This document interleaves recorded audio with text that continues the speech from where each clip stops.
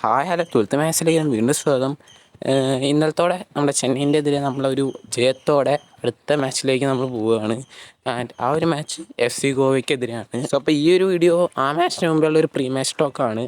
So ഈ ഒരു മാച്ചിൽ ഇപ്പോൾ നമ്മൾ ബ്ലാസ്റ്റേഴ്സ് ഇറങ്ങാൻ പോകുന്നത് എന്തായാലും ഈ ഒരു സെയിം ഫോർമേഷനിൽ തന്നെ ആയിരിക്കും എന്നാണ് എൻ്റെ ഒരു പ്രഡിക്ഷൻ. കാരണം നല്ല രീതിക്കുള്ള ഒരു സ്ക്വാഡാണ് ഫസ്റ്റ് 11 ഇറക്കിയിട്ടുണ്ടായിരുന്നത്.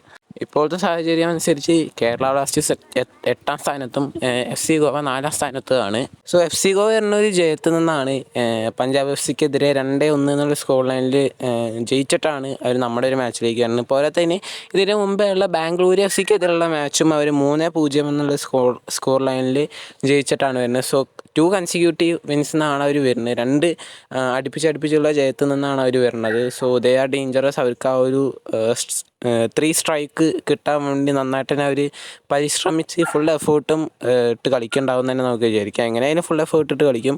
ബട്ട് ഒരു 3 സ്ട്രൈക്ക് കിട്ടാൻ വേണ്ടി അവർ നന്നായിട്ട് തന്നെ കളിക്കുന്നതാണ് എനിക്ക് തോന്നുന്നത്. ആൻഡ് നമ്മുടെ ഹോം സ്റ്റേഡിയത്തിൽ വെച്ചാണ് കളി നടക്കുന്നത്. നമുക്ക് എല്ലാവർക്കും അറിയണം പോലെ 28ാം തീയതി. ആൻഡ് കഴിഞ്ഞ പ്രാവശ്യം നമ്മുടെ ഹോമിൽ വെച്ച് അവർ നമ്മളെ ഏറ്റുമുട്ടിയപ്പോൾ നമുക്ക് ഓർമ്മ എന്തായാലും ഉണ്ടായിരിക്കണ ഒരു മാച്ച് തന്നെ ആയിരിക്കും ആ ഒരു 2-0 എന്നുള്ളൊരു സ്കോറ് ഹാഫ് ടൈമിലും അത് 4-2 എന്നാക്കിയത്. നമ്മൾ ഫുൾ ടൈമിൽ 4-2 എന്നാക്കിയ ഒരു കളി എന്തായാലും നമ്മുടെ മൈൻഡിലുള്ള ഗെയിം തന്നെ ആയിരിക്കും. അങ്ങനെയൊന്നും നമുക്ക് ആ ഒരു കളി മറക്കാൻ പറ്റില്ല.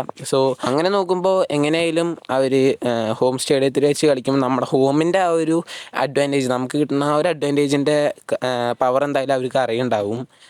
ഇനി നമ്മുടെ കാര്യം നോക്കുകയാണെന്ന് വെച്ചാൽ ലൂണ ബാക്ക് ടു മോഡ്, ആ ഒരു പവർ മോഡിലേക്ക് ലൂണ വന്നിരിക്കുകയാണ്.